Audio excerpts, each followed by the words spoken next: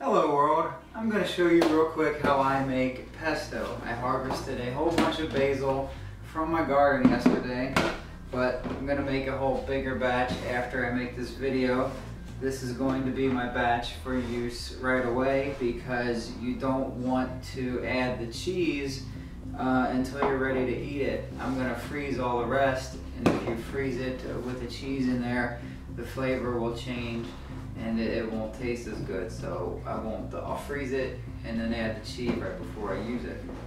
So this recipe calls for 2 cups of basil. Go ahead and add those into my food processor. You can do it without a food processor with a knife on a chopping block or something, but I highly recommend getting yourself a food processor. It'll save you a lot of grief. And this calls for 2 cloves of garlic, but I like it a little extra garlicky. And then a 1/4 cup of nuts. It calls for pine nuts, but I'm going to use toasted walnuts. I don't feel like spending all the money on pine nuts, and I honestly think this tastes just as good, if not better. Then it calls for 2/3 cup of olive oil, but you're only supposed to add a 1/2 cup to start. So reserve a little bit for the end. You go ahead and pulse this until it's finely grated. If I can find the button. Got a little bit. A wooden spoon. I'm going to scrape down the sides.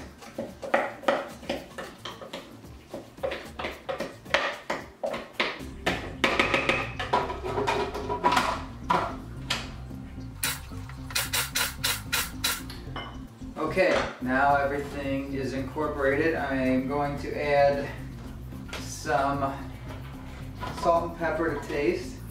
I freshly ground that. Add in the rest of the oil.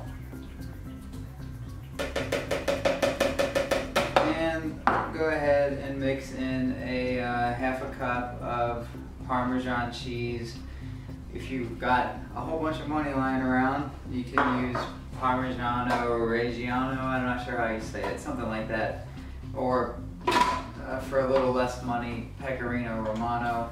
It's about as cheap as Parmesan, but Parmesan is what I could find at the grocery store. So be it. And that's it. That's the whole thing. Just mix it back together and you've got some pesto that you are ready to eat.